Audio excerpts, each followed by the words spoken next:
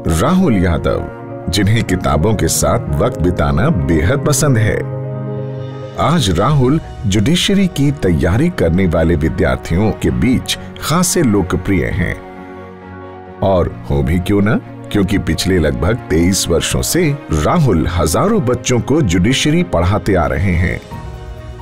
और आज इन्हीं के पढ़ाए हुए छात्रों में से कोई न्यायाधीश है तो कोई सरकारी वकील, लेकिन उसके पीछे है इनकी रातों की मेहनत जो आज भी निरंतर जारी है। राहुल्स आईएएस एकेडमी, जो देश की राजधानी दिल्ली के वजीरपुर में स्थित एक जाना माना कोचिंग इंस्टीट्यूट है, जहां राहुल यादव बच्चों को जुडिशरी की कोचिंग देते हैं। राहुल ने इस एकेडमी की शुरुआत सन 2001 में की थी।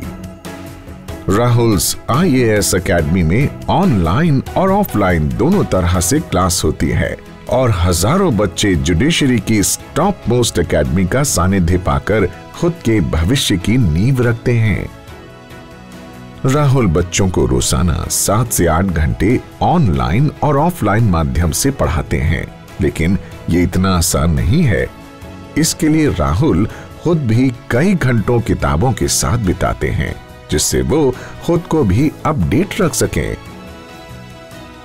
कहते हैं कि ज्ञान देने वाला सर्वोपरि होता है और हमेशा पूजनीय होता है। और आपने हमेशा सुना भी होगा कि गुरु गोविंद दऊ खड़े, काके लागू पाओ, बलिहारी गुरु आपने गोविंद दियो बताओ।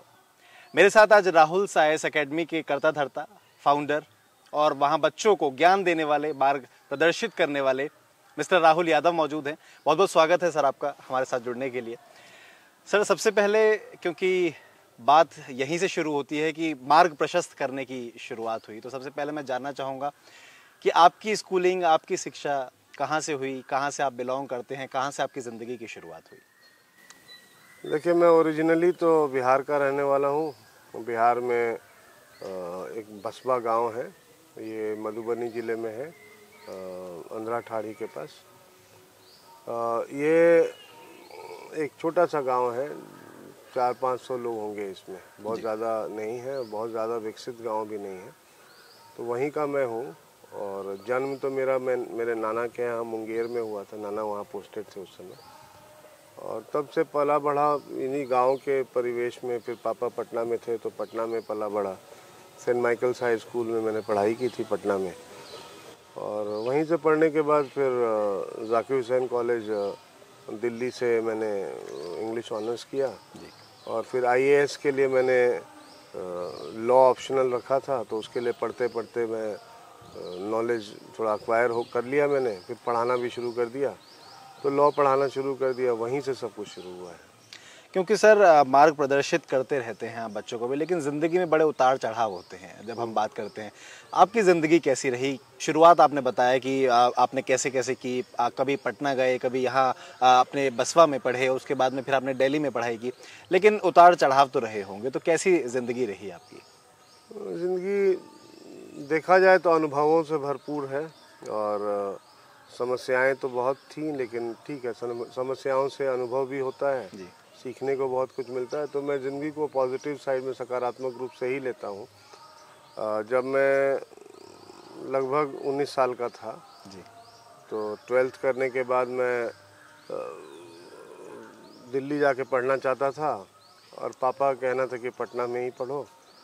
तो ये थोड़ा सा कन्फ्यूजन था उस समय जी। उस समय बिहार में एजुकेशन की प्रणाली के अंदर 6-6 साल लग जाते थे ग्रेजुएशन करने में, जो 3 साल का होता है जी। दिल्ली में 3 साल में हो जाता था। तो मेरी यही सोच थी कि दिल्ली से करूँगा तो 3 साल में ग्रेजुएट हो जाऊँगा जी, और अगर बिहार से करूँगा तो 5-6 साल लग जाएंगे जी। तो वो थोड़ा सा मुझे दिल्ली की तरफ खींच रहा था जी। फिर फाइनली मेरी मम्मी से बात हुई, मम्मी ने बोला तुम जाओ जी। तो वही 550 रुपये लेके मैं यहाँ से निकला था जी, घर से, पटना से। और फिर वहाँ जाके एडमिशन लिया, फिर उसके बाद पढ़ाई शुरू की, फिर हॉस्टल मिल गया। फिर पापा ने भी सपोर्ट किया, पैसे भेजने शुरू किए यहाँ से। शुरू में तो वो सहमत नहीं थे जी मेरे दिल्ली जाने से, लेकिन बाद में फिर सहमत हो गए। फिर मेरा मंथली खर्चा भेजना शुरू किया जी। तो ये सब तो था, लेकिन ओवरऑल अपने खर्चों के लिए पैसे पूरे नहीं पड़ते थे तो फिर अब घर से तो लिमिटेड पैसे ही आएंगे जी। और खर्चे थे मेरे जो कि नॉर्मल खर्चे जो सबके होते हैं वही सब थे।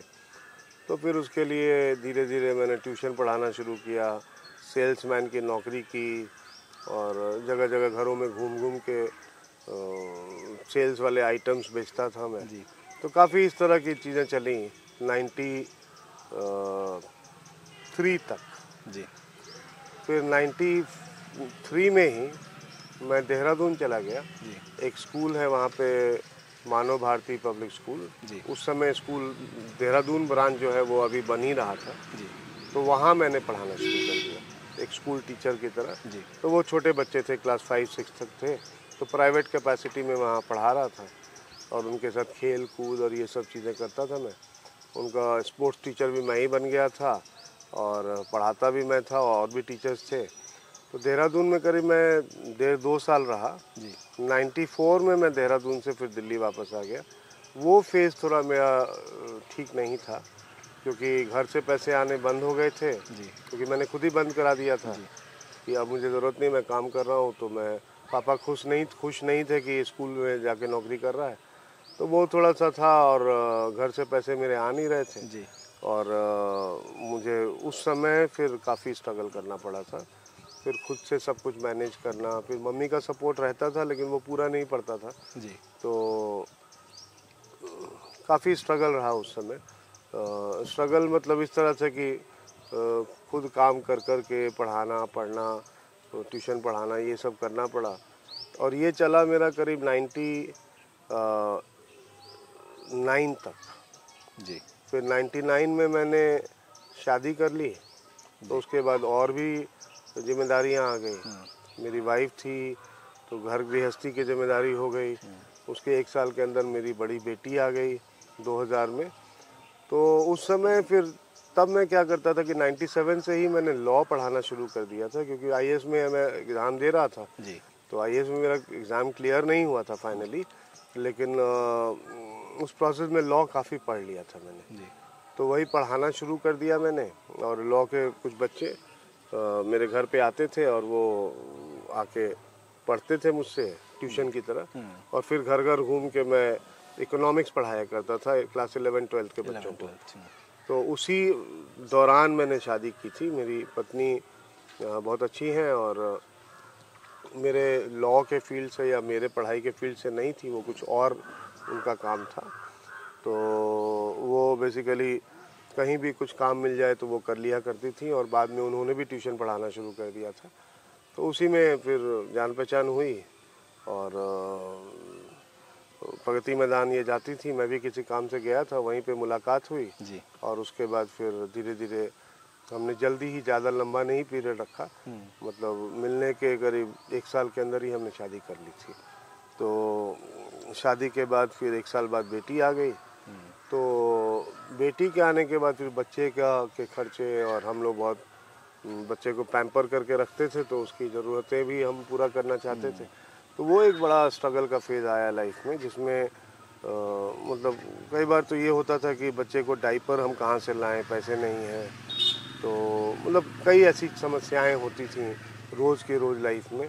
खाने के लिए कुछ नहीं है, क्या करें। अब वाइफ को खिलाना ज़रूरी है, नहीं खाएगी तो फिर बच्चे को फीड करना होता है, तो वो सब कैसे होगा। तो इस तरह की बहुत समस्याएं थी लाइफ में उस समय। लेकिन ट्यूशन पढ़ा के किस तरह से काम चला ले रहे थे। इसी बीच में क्या हुआ कि मेरी वाइफ की डिलीवरी होने वाली थी, जो बड़ी बेटी जब आई उसी समय उसी की डिलीवरी होने वाली थी। और मैं ऑलरेडी घर पे मैं लॉ पढ़ा रहा था। तो एक कोचिंग संस्थान है, मैं वहाँ अपने एक दोस्त से मिलने गया था। और उस दोस्त से मिलने के क्रम में उसने पूछा कि राहुल तुम यहाँ पढ़ाओगे? तो इनको ज़रूरत है, क्योंकि मैं जा रहा हूँ तो इनको ज़रूरत है, क्योंकि उसका आईपीएस में सिलेक्शन हो गया था, वो ट्रेनिंग के लिए जा रहा था जी। तो उसके सब्जेक्ट में किसी और टीचर की ज़रूरत थी और मेरा ज्योग्राफी ऑप्शनल भी था। तो उसने बोला ज्योग्राफी तुम पढ़ा दो, तो तुमसे बढ़िया कोई नहीं होगा यहाँ पे। तो मैंने उसी समय हाँ कर दिया। और वो बड़ी अजीब सी सा माहौल था। मैं उससे मिलने गया था जी। उसने किसी से पूछा भी नहीं, मुझे बोला कि पढ़ाओगे? मैंने बोला हाँ पढ़ा लेंगे, और सीधा क्लास में लेके चला गया। अच्छा। और मैं कोई तैयारी करके नहीं गया था। बोला कि अब ये आपके नए सर हैं, ये पढ़ाएंगे। अच्छा। और क्लास में करीब 100 बच्चे बैठे हुए थे।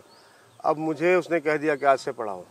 मैं कुछ भी ना, मेरे पास कोई नोट थे ना, कुछ भी नहीं था, और बोला पढ़ाओ। मैंने बोला तुम क्या पढ़ा रहे थे? तो उसने बताया इंडियन मानसून जी। तो चूंकि मैं IAS का एग्ज़ाम वगैरह दे रहा था तो मेरा नॉलेज उसमें ठीक था जी। तो मैंने उसी दिन से पढ़ाना शुरू किया और आज तक पढ़ाते ही चला गया। फिर वहाँ मैं उस कोचिंग में करीब 1-1.5 साल रहा जी। तो 1-1.5 साल 2001 तक रहा वहाँ पे। उसके बाद फिर मैंने वहाँ छोड़ दिया पढ़ाना किन्हीं कारणों से, कुछ व्यक्तिगत कारण थे मेरे। और उसके बाद मैंने प्लान किया कि मैं अब अपना स्टार्ट करूँगा जी। और अपना स्टार्ट करने के लिए पैसे नहीं थे मेरे पास जी। तो क्योंकि ट्यूशन के पैसे सारे खर्च हो गए थे, कोचिंग से पैसे मुझे ज़्यादा आए नहीं थे जी। तो अब मैं क्या करूं। और जब तक कोचिंग में पढ़ा रहा था पैसे काफ़ी आते थे, सैलरी आती थी अच्छी, तो मतलब 40,000 50,000 महीने की सैलरी आ जाती थी, तो बड़े अच्छे से हम लोग चल रहे थे जी। और कोचिंग भी मैंने ज्वाइन इसीलिए किया था कि मेरी वाइफ की डिलीवरी होने वाला था और मेरे पास पैसे नहीं थे। तो मैंने अपने उस फ्रेंड को बोला कि यहाँ के डायरेक्टर से बात करो जी। कि क्या वो मुझे 15,000 रुपये एडवांस दे सकते हैं। हाँ। तो अगर वो देंगे तो मैं यहाँ पढ़ा सकता हूँ क्योंकि मेरी वाइफ की डिलीवरी है, 15,000 रुपये खर्च होने हैं। हाँ। तो यहीं जीवोदय हॉस्पिटल अशोक विहार में है दिल्ली में, वहाँ पे होना था डिलीवरी। तो मैंने एस्टीमेट लिया था तो 15,000 का बताया उन्होंने। तो फिर डायरेक्टर साहब के पहली क्लास तो ले ली मैंने उनके परमिशन के बिना। फिर उनके पास ले गया, मुझे इंट्रोड्यूस कराया और बोला कि यही पढ़ा रहा है और अच्छा है ये। तो मैंने बोला उनसे कि 15,000 रुपये मुझे एडवांस आप दे पाओगे।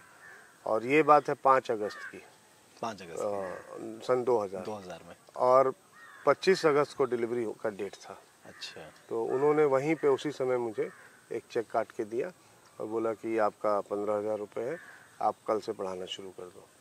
तो उन पैसों की ज़रूरत की वजह से मैंने हाँ किया था पढ़ाने के लिए और शायद वही लाइफ की शुरुआत हो गई मेरी। उसके बाद एक साल भी नहीं लगे थे, 1 साल हुआ था तो फिर मैंने वहाँ छोड़ दिया था पढ़ाना। और फिर जब अपना शुरू किया तो मेरे पास पैसे नहीं थे। तो उस समय क्योंकि पहले से प्लान किया नहीं था कि छोड़ूंगा, तो अचानक से कोई घटना हुई जिसकी वजह से छोड़ना पड़ा मुझे। उस समय मेरे पास पैसे नहीं थे। तो मेरी वाइफ की आदत थी कि वो गुल्लक में पैसे जमा करके रखती थी काफ़ी। अच्छा। तो उसने गुल्लक तोड़ा और उसमें से 1256 रुपये के सिक्के उसने निकाल के दिए मुझे। फिर मैं एक दुकान पे गया, सिक्के दे के नोट में कन्वर्ट कराया और लाके उसको पकड़ा दिया। तो उसने बोला कि नहीं, ये पैसे तो आप रखिए और इससे तुमको जो भी करना है कर लो, क्योंकि और हमारे पास पैसे नहीं है। बच्चे का खाना पीना मैं दुकान से उधार पे ले आऊँगी और सब कर लूँगी, लेकिन तुम कुछ कर सकते हो तो इसी में कर लो। उन्हीं 1256 रुपयों से मैंने अपना ये कोचिंग वाला जर्नी स्टार्ट किया था और आज जहाँ भी हैं उन्हीं 1256 रुपये के सिक्के जो थे उन सिक्कों की वजह से मेरी वाइफ आज भी सिक्के जमा करती है। वो हमारे लिए गुड ओमन है और आज भी गुल्लक में हम पैसे जमा करते हैं और बाद में जब वो भर जाता है तो फिर कहीं दान पुण्य में उसको लगा देते हैं। तो लेकिन ये सोच कर करते हैं कि भगवान न करे दोबारा वही सिचुएशन आ जाए तो वही सिक्के काम आएंगे हमारे। तो यही था शुरू का स्ट्रगल। उसके बाद कोचिंग के टाइम में जब कोचिंग स्टार्ट किया तो वो तो एक अलग स्ट्रगल है। उसमें भी कैसे किया मैंने, मैं एक स्कूल का कोचिंग था जी। पहले से चल रहा था, मैं उनसे मिला जी। मैंने बोला कि आपका तो कोचिंग 2 बजे के बाद शुरू होता है, बच्चे स्कूल जाते हैं तो आएंगे तभी तो आप पढ़ाओगे। बिल्कुल। तो सुबह का टाइम आपका खाली पड़ा रहता है, तो आप मुझे दे दो और मैं यहाँ पढ़ाऊँगा और आपको मंथली। तो उन्होंने बोला कि नहीं, आप हमको शेयर देना, हम रेंट नहीं लेंगे। अच्छा। तो शेयर मजबूरी में मुझे शेयर करना पड़ा शुरू में जी। तो मैंने बोला ठीक है शेयर दे दूंगा, लेकिन एक लिमिट तक ही दे पाऊंगा, उसके बाद नहीं। तो वो हमारी बातें हुई तो फाइनली वो रेंट पे ही आके बात आ गई जी। तो वो हुआ। उसके बाद फिर अब रोज़ मैं वहाँ पहुँच जाता था सुबह के टाइम में। अब शाम को बच्चे पूरा घर वो गंदा कर देते थे क्लास के टाइम में। ये लोग सफाई कराते नहीं थे, पैसे मेरे पास थे नहीं कि मैं किसी को दूँ ताकि वो सफाई कर सके। तो रोज़ मुझे सुबह सुबह वहाँ जाके पूरी झाड़ू पोछा सफाई सब करना पड़ता था। उसके बाद टॉयलेट वॉयलेट साफ़ करना सबको रोज़ खुद करता था। लगभग 6 महीने तक ऐसे चला। और उसके बाद वहीं पे नहा के सब सफाई करके नहा के कपड़े पहन के साफ़ सुथरे, और वहीं पे मैं डायरेक्टर के टेबल पे बैठ जाता था। अच्छा। और रोज़ इंतज़ार करता था कोई आ जाए कोई आ जाए। अच्छा, कोचिंग जब खोला मैंने तो अब भाई एडवर्टीजमेंट तो करना पड़ेगा, तो उन्हीं 1256 रुपयों से मैंने पोस्टर छपवाए। अच्छा। क्योंकि उनको तो मुझे शुरू में देना नहीं पड़ा, उनके साथ तो डीलिंग ये था कि भाई शेयर देंगे। जब आएगा तो नहीं, रेंट पे ही बात हुई, लेकिन थोड़ा ज़्यादा रेंट लिया उन्होंने। जब एडमिशन आएंगे तब मैं दूंगा रेंट।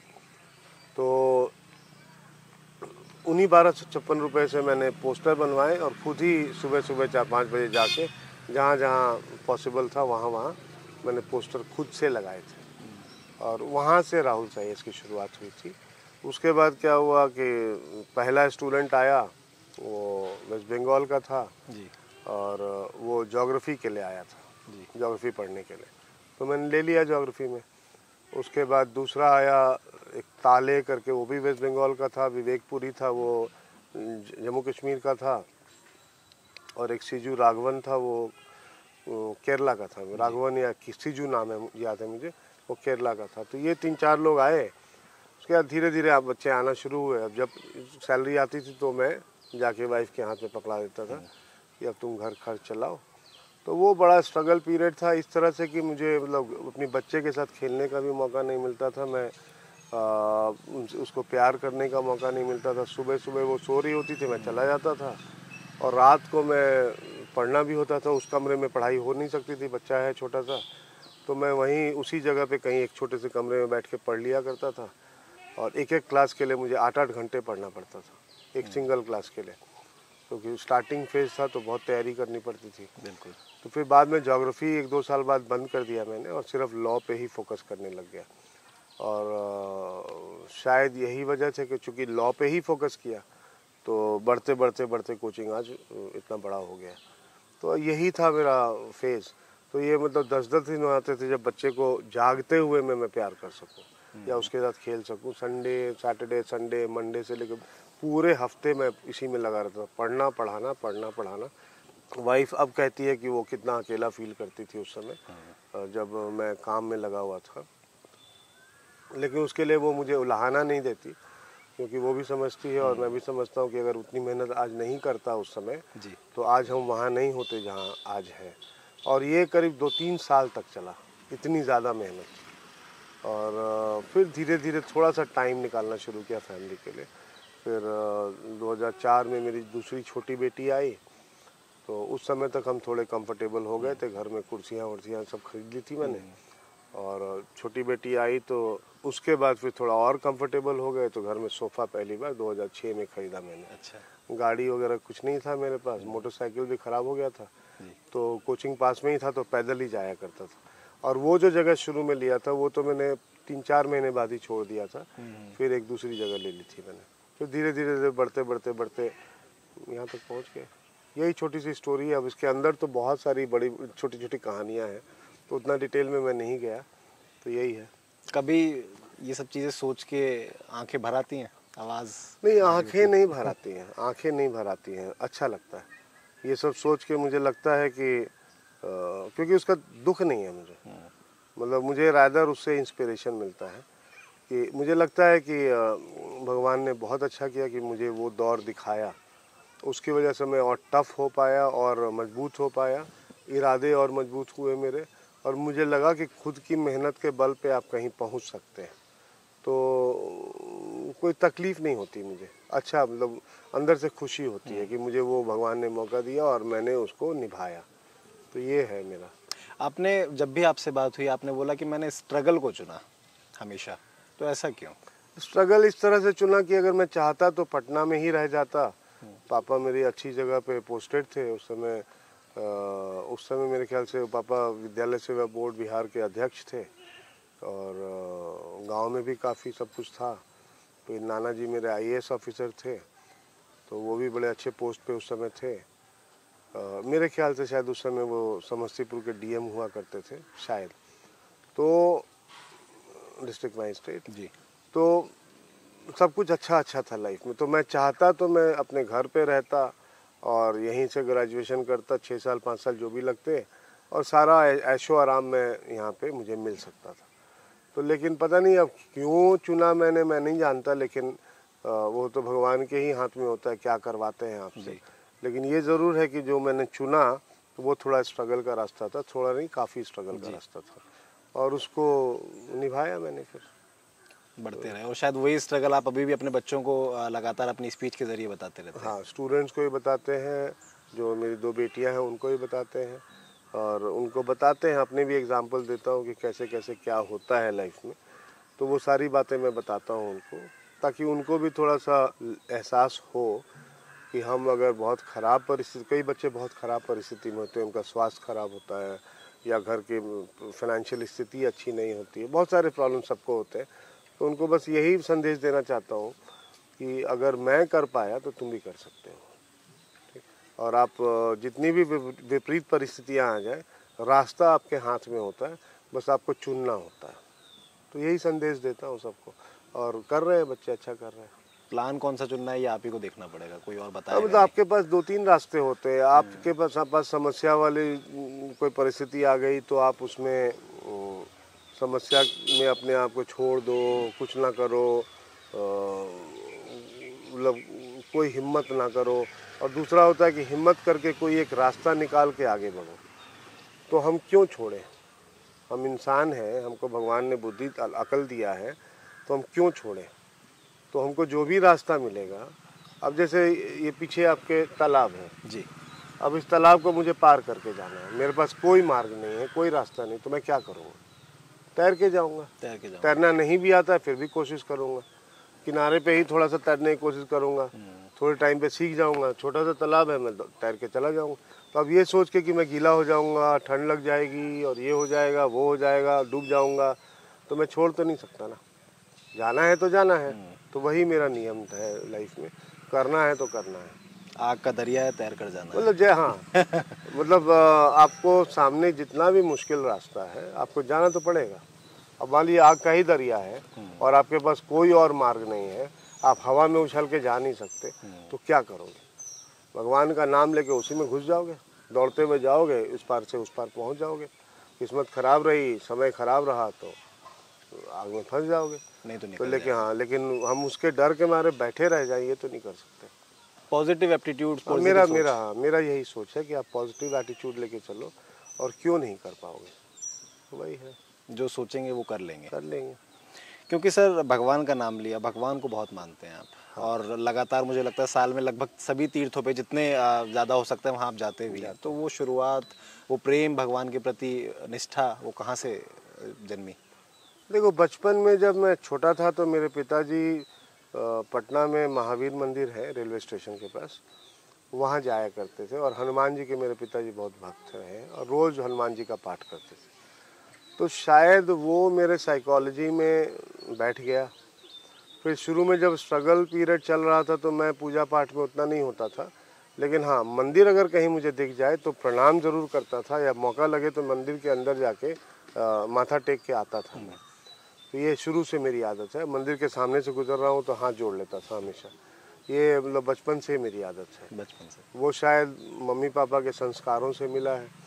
उसके बाद जब शादी हुई मेरी, तो उसमें मेरी पत्नी जो है वो काफ़ी धार्मिक है, तो वो गुरुद्वारे भी जाती हैं, प्लस मंदिरों में बहुत जाती हैं। तो मैं फिर उसके साथ और जाना शुरू हो गया मेरा। गुरुद्वारे भी गए, हम हरमिंदर साहब जा चुके हैं, वहाँ अमृतसर में हम आनंदपुर साहिब जाते हैं, दिल्ली में तो नानक प्याऊ गुरुद्वारा, बंगला साहिब गुरुद्वारा, हर जगह जा चुके हैं। मंदिरों में जहाँ जहाँ मौका लगा है, कई बार तो विशेष हमारा ट्रिप ऐसा बन जाता है कि हम मंदिर दर्शन के लिए ही जाते हैं। पूरे हिमाचल में जितनी भी मंदिर हैं माता की, वो सब का दर्शन कर रहे हैं। तो कभी केदारनाथ, बद्रीनाथ, एक बार 4 धाम यात्रा किया था, जिसमें सबसे पहले हम यमुनोत्री गए, फिर गंगोत्री गए, फिर केदारनाथ धाम गए, फिर बद्रीनाथ धाम गए। उसमें तो मैं अपने पापा मम्मी, अपने भाई, उसकी पूरी फैमिली को लेके गया था। तो ये मतलब क्यों है मैं नहीं कह सकता, लेकिन आस्था है। और शायद शादी के बाद मेरी वाइफ को बहुत आस्था थी, वो भी था, और बचपन से मेरे अंदर भी था। मुझे उतना टाइम नहीं मिलता था कि मैं बहुत ज़्यादा पूजा पाठ कर सकूं, लेकिन शादी के बाद, इनफैक्ट शादी के पहले ही मेरी वाइफ जब मेरे लाइफ में आई, उसी समय से मंदिर आना जाना बहुत शुरू हो गया था मेरा। तो ये करीब 23-24 साल का है, शुरू से चला आ रहा है। वाइफ से कैसे मुलाकात हुई और कैसे फिर आप लोगों ने शादी की? देखो, वाइफ से मुलाकात, वाइफ को मैं देखता तो मतलब पास में ही रहती थी, जी। तो देखता तो मैं कई सालों से था इनको, 4-5 साल से मतलब बातचीत नहीं होती थी, लेकिन मुझे पसंद थी वो, और उसका वो जाने, लेकिन मुझे वो पसंद थी। मैं भी रहा हूँगा शायद। जी। फिर मैं एक बार गया था प्रगति मैदान किसी काम से, वहाँ पे इन्होंने कोई स्टॉल लगा रखा था जी। और वहाँ पे कुछ काम कर रही थी, तो बाय चांस मुझे दिख गई वहाँ। अच्छा। तो जब दिख गई तो फिर मैंने इनको अप्रोच किया, इनके पास गया, आप कैसे हो? तो फिर उस दिन मैंने बोला कि मैं भी घर ही जा रहा हूँ, मैं भी उधर ही रहता था, तो चलिए आपको छोड़ देता हूँ। तो बस वो जो छोड़ने के लिए बिठाया पीछे बाइक पे, बस उसके बाद जिंदगी भर के लिए बैठ गई। उसके बाद जिंदगी भर के लिए हमने बिठा लिया। तो यही था। कैसा तालमेल रहता है उनका? क्योंकि वैसे तो आप पहले भी बता चुके हैं कि बहुत सपोर्ट करती हैं, लेकिन फिर भी क्योंकि आपने बोला कि शुरुआत में स्ट्रगलिंग पीरियड इतना रहा, तो किस तरीके से उन्होंने चीज़ों को मैनेज करा? बहुत सपोर्ट किया, बहुत सपोर्ट किया। मेरी वाइफ में एक बहुत बड़ी खासियत है कि वो छोटी छोटी बातों को लेके ना क्रिब नहीं करती है। तो मतलब जैसे मेरे पास 100 रुपए हैं, अब 100 में से 20 रुपए मैं दूसरों पे खर्च करना चाहता हूँ, उसके पास 80 ही बचा, तो वो 20 रुपए के लिए क्रिब नहीं करेगी, वो उस 80 रुपए पे खूब खुश होगी। तो ये शुरू से उसका रहा है, क्योंकि शुरू से ही मैं समाज के लिए कुछ ना कुछ करता रहा हूँ, चाहे मेरे पास पैसे बहुत कम थे तब भी किया, पैसे नहीं अब हैं तो तब भी करता हूँ। तो वो कहीं भी मुझे रोकती नहीं है। जैसे यहाँ पे मंदिर बना रहा था जी। तो मुझे कुछ पैसों की ज़रूरत पड़ गई थी और मेरे पास पैसे ख़त्म हो गए थे, तो उसने अपना जो जमा किया था ना, उसी में से सेविंग में से बचा बचा के जो जमा किया था, वो पैसे निकाल के दिए कि तुम्हारी इज्जत नहीं खराब होनी चाहिए और मंदिर पूरा होना चाहिए, तुम इसको जाके लगाओ। तो उससे फिर मंदिर का काम आगे चला था। तो ये बहुत सैक्रिफाइसिंग नेचर की और बहुत पॉजिटिव एटीट्यूड वाली लेडी है। इसने कहीं भी कुछ भी करने से मुझे रोका नहीं, कभी भी कुछ भी करने से रोका नहीं। ये हमेशा मुझे आगे बढ़ाना, जो मैं चाहता हूँ वो करो तुम, तुम्हारा मान सम्मान, तुम्हारी अंतरात्मा को ठेस नहीं पहुँचना चाहिए, तुम जो चाहते हो वो करो, मैं सेक्रीफाइस कर लूँगी। तो ये शुरू से ऐसी है और अभी भी है वैसी। तो इसका तो बहुत सपोर्ट हमेशा रहा है। और मतलब एक तो ये है और दूसरा ये थोड़े बच्चों जैसी है, तो छोटी छोटी इसके डिमांड्स भी होते हैं। ऐसा नहीं कि इसके डिमांड्स नहीं होते, छोटे छोटे डिमांड्स कि मेरे पास 1 घंटा बैठ जाओ, मुझसे बातें करो, मेरी बातें सुनो। तो इस तरह के छोटे छोटे डिमांड्स इसके होते हैं। मुझे कभी घुमा के ले आओ, तो मैं करता हूँ, कोशिश करता हूँ कि करूँ। कई बार नहीं कर पाता तो फिर डांट भी सुनता हूँ। तो वो सब तो घर में नोक झोंक थोड़ा बहुत तो होता है, लेकिन overall she is a very nice lady. मतलब व्हाट आई फील इज, जो मुझे लगता है कि ये बहुत पवित्र दिल की लेडी है, बहुत प्योर हार्ट है इसका। तो सबकी सेवा करने में इसको अच्छा लगता है और मेरा भी नेचर वैसा ही है। शायद इस वजह से हम दोनों का जो एक संगम है ना, और दोनों मिल के काफ़ी अच्छे अच्छे काम कर पाते हैं। तो ये है मेरी वाइफ का तालमेल भी बढ़िया बैठा हुआ है। तालमेल बहुत बढ़िया, कभी कोई झगड़ा नहीं होता। मतलब गलतियां मैं कर देता हूँ, मैं कई बार गुस्सा हो जाता हूँ, लेकिन ये झगड़ा नहीं करती मुझसे। कहाँ घुमाने ले जाते हैं जब कहती हैं तो कहीं जाने के लिए? देखो, कभी कभी तो दिल्ली में ही कहीं इधर उधर घुमा लाया, या ज़्यादातर मुझे लाइफ का सबसे बढ़िया जगह तीर्थ स्थलों को छोड़कर, उनको उनकी बात अलग रखो, वो तो हैं ही अच्छे, सबसे बढ़िया जगह मुझे अपना गाँव लगता है। तो लंबा ट्रिप अगर है तो गांव ले आता हूँ। वैसे तो मैं कई जगहों पे ले जा चुका हूँ, इंडिया में भी, इंडिया के बाहर भी, लेकिन सबसे ज़्यादा सुकून मुझे गांव में, जैसे अभी बैठा हूँ तो बहुत अच्छा फील हो रहा है, तो सबसे ज़्यादा सुकून मुझे यहाँ लगता है, उसको भी मिलता है सुकून। बाकी कहीं भी घुमा लाया, अब लंबा ट्रिप का बनाना है तो कहीं मनाली लेके चले गए, कभी नैनीताल लेके चले गए। हिल स्टेशन में घूमना बहुत अच्छा लगता है मुझे भी, उसको भी। तो केरला हम बहुत जाते हैं। केरला में एक जगह है कुमारकम लेक रिजॉर्ट, तो कुमारकम एक जगह है वहाँ पे, अलिपे के पास है, वहाँ हम बहुत जाते हैं। और इधर कुछ सालों से नहीं गए कोविड की वजह से, बट वहाँ हमारा जाना अक्सर लगा रहता है। साल में 2-2 बार जाते थे। मनाली, न्यू ईयर हमेशा हम मनाली में मनाते थे। 2-3 साल से थोड़ा कोविड की वजह से गड़बड़ हुआ था। उसके बाद फिर हम बहुत जगह जा चुके हैं। हम खजियार जा चुके हैं, हम धर्मशाला जा चुके हैं, और जगह मुंशियारी जा चुके हैं, चाइना बॉर्डर के पास जी। उत्तराखंड में। हम नैनीताल, अल्मोड़ा, कसार देवी हिल रिजॉर्ट है, वहाँ जाके रुके थे। तो और पता नहीं कितनी ही जगह, हिमाचल में बहुत जगह, पालमपुर जा चुके हैं, चंबा जा चुके हैं। तो घूमने का तो बहुत शौक़ है मुझे भी, उसको भी। काफ़ी घूमते हैं हम, काफ़ी घूमते हैं। और इंडिया के बाहर भी काफ़ी गए हैं। फेवरेट डेस्टिनेशन इंडिया के बाहर हमारा स्विट्ज़रलैंड है। स्विट्जरलैंड। स्विट्ज़रलैंड तो हम 6 बार जा चुके हैं। अच्छा। मतलब लगभग हर साल ही जाते थे गर्मियों में। तो वो भी एक है, मतलब वो इसलिए नहीं कि विदेश है, इसलिए कि बहुत साफ़ सुथरी जगह है और हिल स्टेशन है, तो वो बहुत अच्छा लगता है। इंडिया में तो जाते ही जाते हैं, तो यही है। भाई को लक्ष्मण कहते हैं आप। तो ऐसा क्यों? मेरी सारी बातें सुनता है वो, मतलब बड़े भाई वाला सम्मान देता है मुझे, समाज में भी, व्यक्तिगत रूप से भी। और जैसा कहता हूँ उसको जगह देता है, सुनता है, उसी हिसाब से करता है। तो और क्या चाहिए भाई से। कभी झगड़ा नहीं करता। बचपन के झगड़ों को हटा दो, लेकिन बड़े होने के बाद झगड़ा नहीं करते हम लोग, मिल के रहते हैं। तो और क्या चाहिए। भगवान को धन्यवाद बोलता हूँ कि ऐसा भाई दिया उन्होंने। कभी वाइफ से डांट पड़ी है इस बात को लेके कि आप सिर्फ क्लास में लगे रहते हैं और घर पर समय नहीं देते, मुझे समय नहीं देते? डांट तो नहीं, लेकिन हाँ उसकी शक्ल देख के मैं समझ जाता हूँ। देखो काम काम है, काम तो करना पड़ेगा, उसको ही पता है। अब कभी कभार होता है कि आने में देर क्यों कर दी। अब क्लास ख़त्म हो गया मेरा, मान लो 6 बजे शाम को, तो तब से वो वेट करती है कि अब आएगा, अब आएगा। मान लो 6 बजे की जगह 7:30 बज गया, तो 2 बार फ़ोन करेगी। मेरा फ़ोन साइलेंट पे होता है, मैं देख नहीं पाता, उठाता नहीं। तो तब थोड़ा सा वो नाराज़ होती है। बोलती कुछ नहीं है, नाराज़ होती है बस थोड़ी। जैसे जाऊँगा तो बात नहीं करेगी ठीक से, चुप रहेगी। तो मैं समझ जाता हूँ कि आज मैडम गुस्सा है। और गलती मेरी होती है, मैंने फ़ोन नहीं उठाया। कोई इमरजेंसी होगी तभी तो फ़ोन कर सकती है। बिल्कुल। तो ये छोटे छोटे ये सब बातें होती हैं कई बार। अदरवाइज क्लास को लेके नहीं डांटती है, कभी नहीं। मतलब काम को वो समझती है, क्लास को लेके नहीं। उल्टा उल्टा बोलती है कि तुम जाओ क्लास में। हाँ, अगर अब ये करूँ कि उसको इग्नोर कर दूँ और दो क्लास के बीच में मान लो 20 मिनट का गैप है और उसमें भी उसको फ़ोन ना करूँ, तब तो अकेली बैठी होती है घर में। तो अकेली, अब बच्चे भी बाहर पढ़ रहे हैं, तो अकेली घर में है, तो इसका भी तो मन करता है ना कि कोई बात करे मेरे से, और हस्बैंड है तो बात करे। तो वो तो कई बार मुझसे गलती हो जाती है, तो थोड़ी सी नाराज़गी इसको होती है, लेकिन शो नहीं करती है। मुझे खुद समझना होता है कि ये नाराज़ है, तो इसको मनाऊंगा फिर। और वो चाहती भी यही होंगी कि आप समझेंगे तो और ज़्यादा बेटर होगा, वो दिखता भी है फिर। हाँ, वो अब मैं मनाऊं तो खुश होती है वो कि मेरा हस्बैंड मुझे मना रहा है। सर, ज़िंदगी कैसे देखते हैं अपनी ज़िंदगी को, क्योंकि बहुत बदलाव आया। आपने बताया कि शुरुआत स्ट्रगल से की और आज हम एक अच्छे मुकाम पर हैं। तो कभी ऐसा लगा कि आज डिफरेंस है, अब हम वो वाले लोग नहीं रहे और अब हमारे अंदर बदलाव आ जाना चाहिए, कभी ये चीज़ फील आई? नहीं, हम जैसे थे वैसे ही रहेंगे और वैसे ही हैं।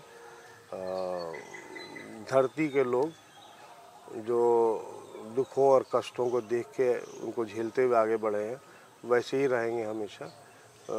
ठीक है, मटेरियल चीज़ें हमेशा पर्याप्त नहीं होती ना। बिल्कुल। मटेरियल चीज़ें कितने दिन काम आएंगी। ठीक है, मटेरियल चीज़ें हैं, गाड़ियां हैं, घर है, सब है हमारे पास, वो भी ज़रूरी होता है लाइफ में। लेकिन कई लोगों के पास ये सब नहीं होता, फिर वो भी तो जीते हैं ना। बिल्कुल। तो हम क्यों अपने आप को बदलें। हम जैसे थे वैसे ही रहेंगे और शायद वही नतीजा है कि हम आगे से आगे बढ़ते जा रहे हैं। अगर हमने ये सोच लिया कि हमको सब कुछ मिल गया है, अब हम बड़े हो गए हैं, अब हमको कुछ नहीं चाहिए, हम लोगों से बातें नहीं करेंगे, हम घमंड में रहेंगे, तो फिर तो हमको कौन पूछेगा। कोई नहीं पूछेगा हमको। हम समाज से भी कट जाएंगे, अकेले हो जाएंगे और समाज के बिना कोई जी नहीं सकता। तो वही है, मतलब कुछ बदलाव लाना नहीं चाहता, बदलाव आएगा भी नहीं। जैसा हूँ वैसा ही रहेगा। तो यहाँ तो सर गांव में रहे होंगे, तो हमेशा इन लोगों के बीच में रहे होंगे सर? हाँ, गायों, बकरी, जी। जा बेटा जा। गाय, बकरी और इस तरह के बहुत सारे भैंस, बहुत सारे जानवर हैं जो यहाँ पे हैं और बचपन से प्रेम करते आ रहे हैं। कभी दूध निकाला है गाय का? नहीं मौका नहीं मिला। हल चलाया है लेकिन दूध नहीं निकाला। खेती की है मतलब? खेती, हाँ समझ लो खेती, ऐसे हल चलाया है, ट्रैक्टर चलाया, ये सब किया है, उतना नहीं। जब मौका लगा तो कर लिया। हल तो अब होते भी नहीं है, हल तो अब लोग चलाते बंद ही हो नहीं गए हैं। हाँ। तो लेकिन मैंने हल चलाया है। बहुत मुश्किल काम है हल चलाना, क्योंकि हल का जो धार होता है ना, जी। वो बैल के पैर में लगने का डर होता है। तो अच्छा। उसको प्रेशर डालना पड़ता है ताकि वो मिट्टी के अंदर रहे, तो बैल के पैर में लग सकता है। फिर हमने वो किया है जो दौनी जिसको बोलते हैं ना, कि पहले तो ये मशीनें नहीं होती थी, तो जब हम लोग छोटे थे, थोड़े यंग ही थे लेकिन बहुत छोटे नहीं थे, तो एक बड़ा सा पोल गाड़ देंगे या बांस गाड़ देंगे और उसके चारों तरफ 4-4 बैलों को एक साथ बांध के जी। और नीचे पूरा जो धान है उसका फसल को बिछा देंगे और वो बैल उस पर ऐसे गोल गोल गोल गोल चलेंगे काफ़ी देर तक। उनके पैर से, उनके खुर से दब के धान अलग हो जाएगा और उसका जो भूसा है वो अलग हो जाएगा। तो वो हम लोग बहुत करते थे पहले बचपन में। तो अब तो बड़ा मिस करता हूँ उन सब चीज़ों को, अब नहीं होता वो सब। अब तो ट्रैक्टर से हो जाता है, थ्रेशर से हो जाता है सब, तो वो चीज़ें अब नहीं होती, पहले होती थी। कभी गांव में बाहर निकल के कोई पेड़ पसंद आया हो कि आम तोड़ लाएं, फिर कभी खीरा खा लाएं? हाँ हाँ, बहुत किया है। खीरा, ककड़ी, ककड़ी तो यहाँ उतना नहीं होता, खीरा होता है।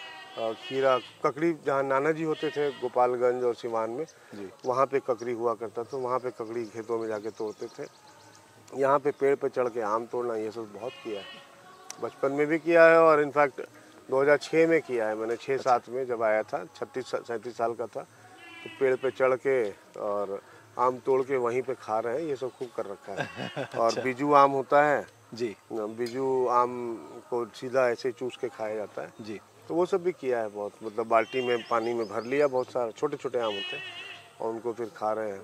तो अब तो उतना नहीं खाता, थोड़ा हेल्थ को ध्यान में रखते हुए। पहले तो मतलब 10-10, 20-20 आम एक बार में साफ कर लेते थे। वो छोटे आम होते हैं, वो खा जाते थे। तो अब आम थोड़ा कम खाता हूँ। हमेशा सर बगीचे में रहते हैं, प्लांटेशन जो है वो करते रहते हैं आप, तो प्लांटेशन की शुरुआत कब से की और कब से इसको कंटिन्यू करते हुए आ रहे हैं? कई सालों से। आप पीछे तालाब के उस तरफ देखेंगे पेड़ लगे हुए हैं। जी जी। आम का बहुत बड़ा बगीचा है वहाँ पे, वो मैंने लगाया था करीब 6-7 साल पहले, और वो आज पेड़ बहुत बड़े हो गए हैं। इतने मोटे तो नहीं हुए हैं लेकिन काफ़ी बड़े हो गए और उनमें आम आ भी रहा है। जी। आजा बेटा, आजा आजा आजा आजा आजा। अपने ही पेड़ को सर बड़े होते हुए देखना, फिर उसके आम खाना बहुत अच्छा लगता है, फीलिंग। घर में आम के पेड़ लगा रखे हैं, पीछे की तरफ बहुत बड़ा बगीचा है पुराने घर के पास। ये तो नए वाला घर है, उधर पीछे पुराना घर है, दादाजी ने बनवाया था और पापा ने भी बनवाया। तो वो घर है, उसके पीछे बहुत बड़ा बगीचा है, वो लगाया हमने, उसमें आम बहुत आता है तो वो खाते हैं। तो अब तो मैं नहीं खाता, बच्चों को खिलाता हूँ। बच्चों को खिलाते मैं तो दिन में आधा टुकड़ा खा लिया तो बहुत है मेरे लिए। सीजन के हिसाब से अब फल थोड़ा थोड़ा बाकी हेल्थ को देखते हुए सब लीची चीजें। खाता हूँ, जामुन बहुत खाता हूँ और पपीता बहुत खाता हूँ। तो ये सारे फल, एप्पल बहुत खाता हूँ, बहुत, मतलब दिन में 1 एप्पल खा लेता हूँ, थोड़ा पपीता खा लेता हूँ। बनाना मैं उतना नहीं खाता, पसंद बहुत है लेकिन थोड़ा सा हेल्थ को ध्यान में रखते हुए आधा बनाना या थोड़ा टुकड़ा खा लेता हूँ। अंगूर बहुत पसंद है मुझे। अब हमेशा बच्चों को भी सलाह देते हैं कि रूट्स को मत छोड़िए, क्योंकि प्लांटेशन की भी बात करें, लेकिन आप कहते हैं कि ज़मीन जो है वो माँ है, मतलब वहाँ से आपने छोड़ दिया तो लगभग सब खत्म होने की कगार पर हो जाएगा। ऐसा क्यों, मतलब बताना पता नहीं, मुझे लगता है कि जिस ज़मीन पे मेरे पिताजी, मेरे दादाजी, मेरे परदादाजी, मेरे अन्य पूर्वज, उन सब के पैर पड़े हैं, वो ज़मीन मेरे लिए जब भी कुछ देगा तो आशीर्वाद ही देगा। तो वो ज़मीन मेरे लिए बहुत इम्पॉर्टेंट है। आजा आजा आजा आजा।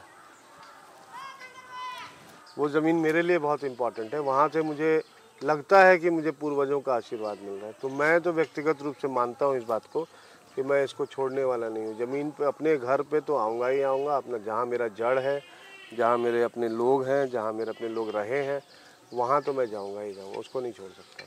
आपको नहीं लगा सर कभी डर किससे कि स्ट्रगल इतना कर रहा हूँ, अब एक बार अब नहीं हो पाएगा, बस अभी नहीं नहीं, अभी तो मुझे लगता है कि अभी तो कुछ किया ही नहीं है मैंने, अभी तो बहुत कुछ करूँगा। और उस समय की बात अगर आप कर रहे हो तो कभी लगा ही नहीं, क्योंकि मैं कभी भविष्य नहीं सोच के चलता ही नहीं।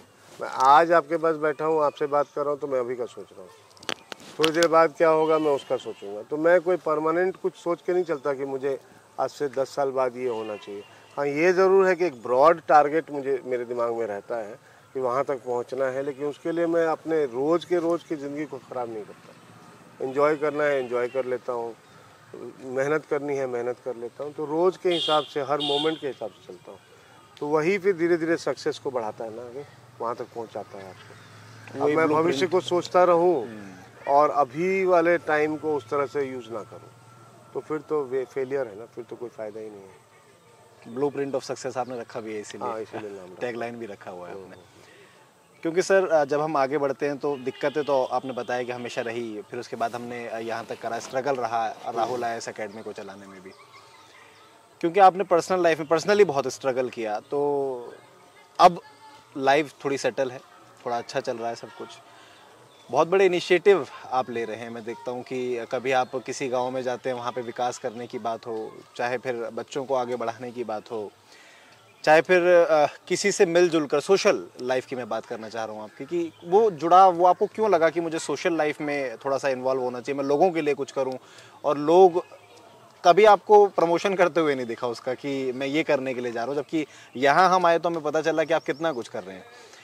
तो वो जुड़ाव कैसे हुआ लोगों से, और कैसे मन करा कि नहीं अब लोगों के बीच में जाना है और लोगों के लिए सिर्फ कार्य करना है? मेरे दादाजी में ये बात थी, और मेरे पिताजी को भी आप देखोगे ना जी, तो वो भी अकेले नहीं बैठे हुए मिलेंगे, 10 लोग हमेशा घेरे रहते हैं उसको। मेरे पिताजी को घेरे रहते हैं। और मेरे दादाजी में ये बात थी कि वो सबको जोड़ के चलते। तो बचपन में मैंने उनका वो लाइफ देखा है, अपने पिताजी का लाइफ देखा है, शायद वहाँ से ये संस्कार मेरे पास आए। और प्लस आप जब सक्षम हो तो क्यों नहीं करोगे, मतलब आपका ये दायित्व बनता है ना। मुझे, हमको तो संविधान भी ये सिखाता है कि आपका दायित्व है कि समाज के उत्थान के लिए, समाज के भले के लिए आप करें। स्टेट करेगी, सरकार करेगी, वो तो ठीक है, वो उनकी जिम्मेदारी है, लेकिन मैं एज ए इंडियन सिटीजन, मेरी भी तो जिम्मेदारी बनती है कि मैं करूँ, क्यों नहीं करूँगा। बिल्कुल बिल्कुल। मतलब मेरी एक, कहते हैं ना, कॉर्पोरेट सोशल रिस्पॉन्सिबिलिटी। तो अब मैं कॉर्पोरेट तो अपने आप को नहीं मानता, एडुकेशनिस्ट मानता हूँ, लेकिन फिर भी समाज से अगर मुझे मिल रहा है तो समाज को देना तो चाहिए मुझे, तो वही कोशिश कर रहा हूँ। लगातार वो कोशिश जारी, और आगे भी मुझे लगता है कि इसी तरीके से वो जारी रहेगी हाँ, भी। हाँ, हाँ, सर कभी ऐसा लगा कि जो हमने सोचा था वो हमने पा लिया, और अब हम कुछ और जो सोच रहे हैं उसको हम जल्दी से पाने वाले हैं, अब उसके लिए जो हम सोचा था वो पा लिया, मतलब ऐसा थॉट तो नहीं आता, क्योंकि टारगेट तो बढ़ता ही जाता है हमेशा।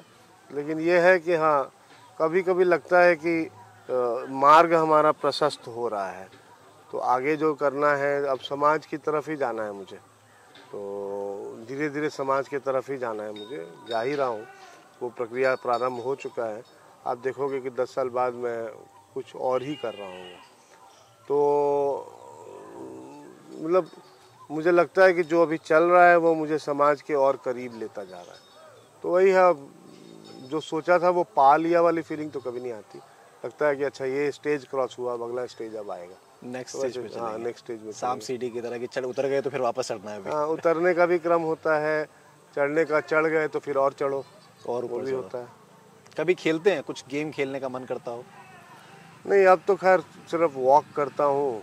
गेम पहले खेला करता था, बैडमिंटन बहुत खेलता था, थोड़ा यंग एज में फुटबॉल खेलता था, क्रिकेट खेलता था, और थोड़ा अभी वाले एज में, मतलब अभी से 10 साल 5 साल पहले तक बैडमिंटन बहुत खेलता था और रनिंग वगैरह करता था।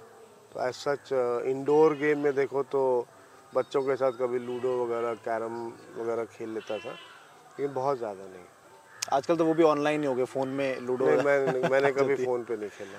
आपने फोन में गीटे वाला, कोई, गीटा बोलते थे हमारे यहाँ हाँ, फ़ोन में कभी वो गेम नहीं खेला है मैंने डाउनलोड भी नहीं कर रखा। मुझे वो बड़ा अजीब सा लगता है। जो ओरिजिनलिटी है वो तो उसको ऐसे हिलाओ, हिला ऐसे के। फेंको, तो उसमें ज़्यादा मज़ा है ना। 6 आने के बाद खुशी होती थी। वो जो 3-4 लोग होते हैं एक साथ बैठे हैं और वो फेंक रहे हैं कि पासा या फिर गोटी या जो भी बोलो उसको, और फिर उसका 6 आ गया तो 6 में जंप करके वहाँ पहुँच गए, तो ये एक आया तो दुखी हो गए, तो कोई बेईमानी करने की कोशिश कर रहा है, तो उसका मज़ा अलग है ना। तो वो चीज़ें फ़ोन में कहाँ मिलेंगी। पासा फेंक के 6 आने पे एक और चांस मिलता था। हाँ, एक और चांस। लाइफ देती है कभी एक चांस?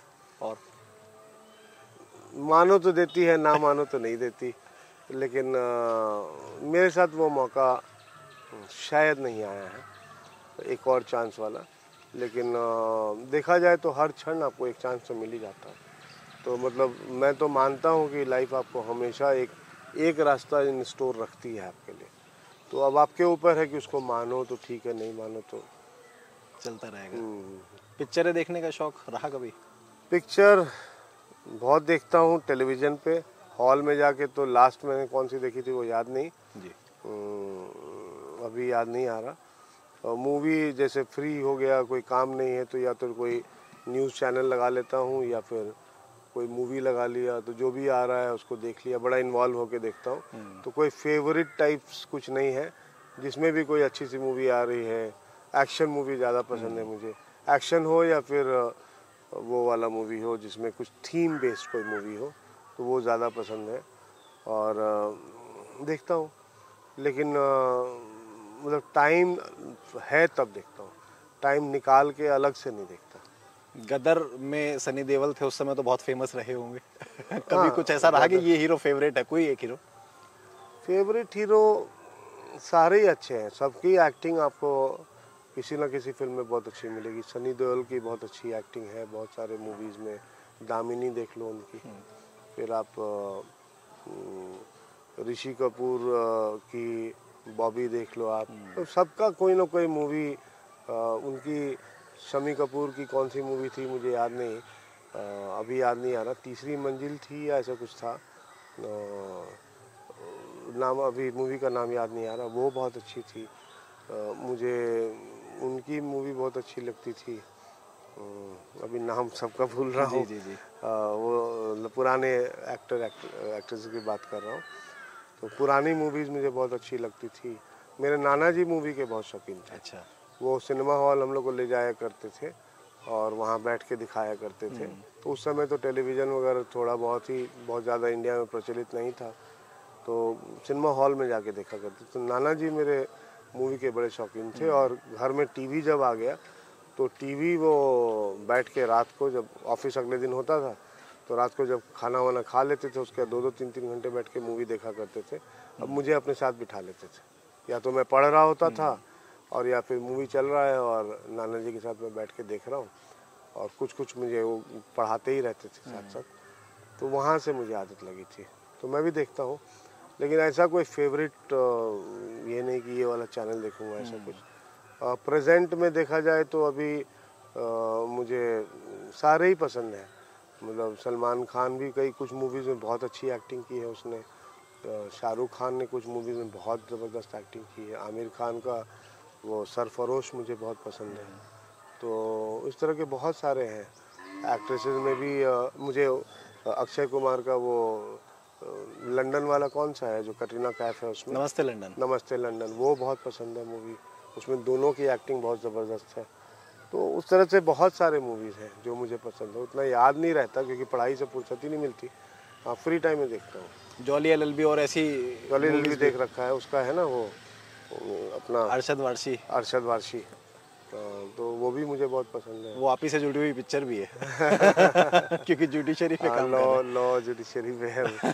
कभी सर बच्चों को कभी एग्जाम्पल दिया है कि किसी पिक्चर का या फिर अपनी लाइफ का?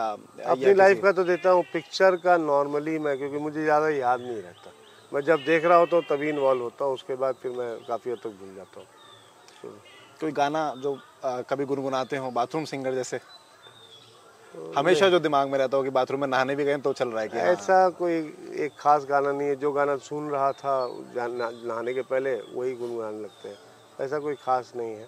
मुझे देशभक्ति गाने बहुत अच्छे लगते हैं। देशभक्ति, लता मंगेशकर का वो गाना है ना, लता मंगेशकर जी का वो जो चाइना वॉर, मेरे वतन के लोगों, मेरे वतन के लोगों, वो सुन के सही में मेरे आंखों में आंसू आ जाते हैं।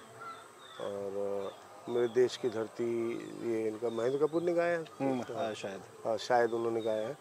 तो मतलब उस तरह के बहुत सारे गाने सुन के बिल्कुल रोंगटे खड़े हो जाते हैं। कभी पसंद करते हैं गुनगुनाना? मुझे वो भी बहुत पसंद है। ये किश्ती, कागज की किश्ती, मेरी दौलत भी ले लो, ये शोहरत भी ले लो। तो ये शायद जगजीत सिंह की गजल है। ये दौलत भी ले लो, ये शोहरत भी ले लो, मगर मुझको लौटा दो। वो भी सुन के बहुत इमोशनल हो जाता हूँ।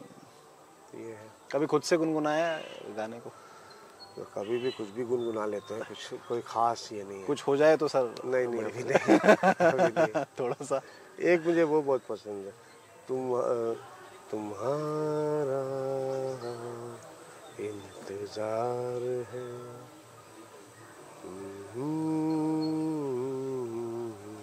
पुकार लो, होठ पे लिए हुए दिल की बात हम जागते रहेंगे और कितनी रात हम, मुक्त सर सी बात है, तुमसे प्यार है। ये वाला बहुत पसंद है। बहुत अच्छा, आप बहुत अच्छा गाते भी हैं सर। मुझे लगता है कि आपको क्लासेस के साथ वो भी शुरू करना चाहिए, साइड सिंगिंग। एक क्लास गाना तो नहीं आता, लेकिन ये बहुत पसंद है मुझे। बहुत अच्छा लगा सर। और क्योंकि ये चीज़ें जो हैं वो बहुत ज़रूरी हैं, मतलब ज़िंदगी में एटलीस्ट हमें कभी कभार तो मौज मस्ती भी करनी चाहिए, बहुत ज़रूरी होती है। वाइंड अप करेंगे सर जल्दी से, ज़्यादा समय आपका नहीं लेंगे, लेकिन फिर भी मैं चाहूँगा कि कुछ ऐसा संदेश जो वाकई जिसे सुनने के बाद रोंगटे खड़े हो जाएं, कि लगे कि ज़िंदगी में अगर कुछ करना है। वैसे तो आपकी लाइफ स्टोरी, मतलब मुझे तो, मैं पर्सनली इमोशनल हुआ। मैंने आपसे पूछा कि आप कभी इमोशनल नहीं होते, तो आपने बोला कि मुझे बहुत अच्छा लगता है कि मैंने वो स्ट्रगल किया। मतलब personally I am feeling emotional कि हाँ, आप इतना सब कुछ करने के बाद आप यहाँ पे पहुँचे हुए हैं। ऑल्दो आपको पता ही है कि जब बाहर निकलते हैं तो लोग कहते हैं कि अरे हो गया, किस्मत अच्छी थी। ऐसा हुआ कभी, कुछ कहने वाले मिले? होंगे, मैं परवाह तो नहीं करता। मैं अच्छा सोचता हूँ, अच्छा चलता हूँ। बोलने वाले बोलते होंगे, आई हार्डली केयर, मतलब मुझे नहीं फ़र्क पड़ता। हर किसी को बोलते हैं, मुझे भी बोलते होंगे, मुझे क्या फ़र्क पड़ता है। मुझे अपना अच्छा काम करते रहना है, खुश रहना है, क्वालिटी पे काम करना है। और हाँ हाँ, मुझे इनसे नहीं। अब मान लीजिए आप ही मेरे बारे में कुछ बोल दें, कुछ सोच लें, तो अब एक बात कहें, उदाहरण बुरा नहीं मानिएगा, तो ठीक है, आपकी सोच है, आपने ऐसा सोचा तो आपका बहुत स्वागत है, लेकिन उसके बाद आपको लेके मैं परेशान थोड़ी होता रहूँगा। बिल्कुल, मुझे अपने काम करने में बस फुर्सत कहाँ है कि मैं सोचूं। समय नहीं है। हाँ, हाँ। और समय की कीमत तो हम थोड़ी देर पहले समझ ही रहे थे कि समय है क्या। हाँ, हाँ, हाँ।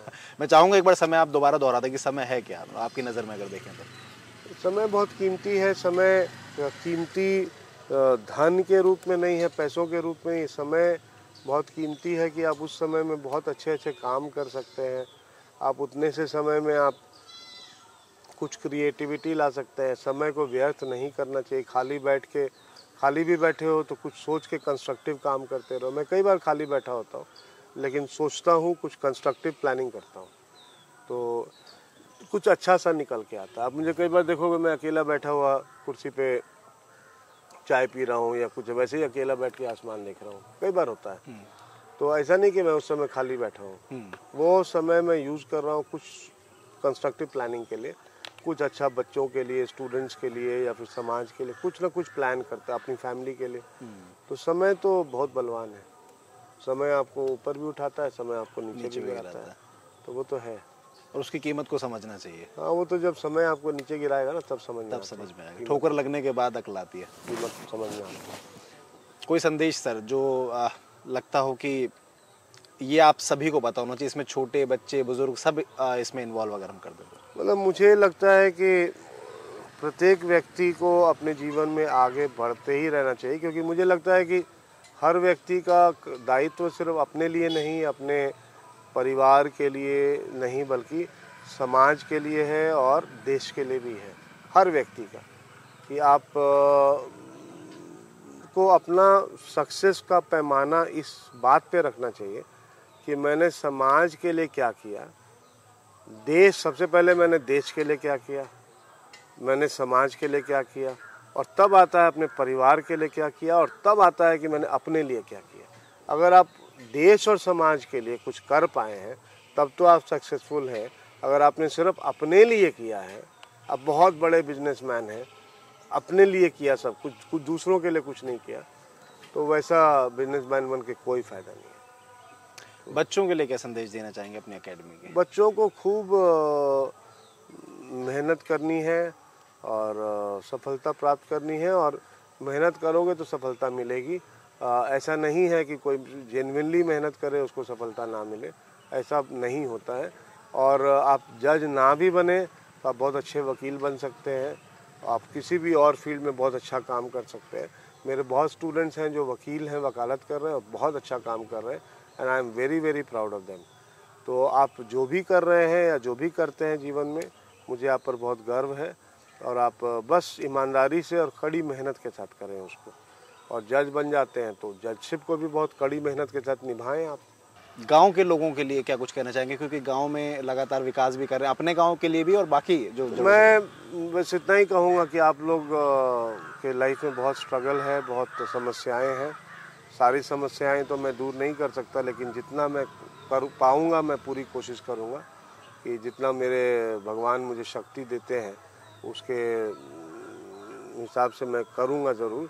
और आपको खुद भी आगे बढ़ के अपनी समस्याओं का हल करना पड़ेगा। हाथ पे हाथ धरे बैठे रहने से कुछ नहीं होता है, आपको आगे बढ़ना पड़ेगा, मेहनत करनी पड़ेगी, अपनी समस्याओं को दूर करना पड़ेगा।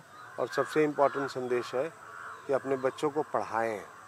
मैं देख रहा हूँ कई बच्चे 8वीं तक पढ़ते हैं और ड्रॉप आउट हो जाते हैं, तो ये ठीक चलन नहीं है।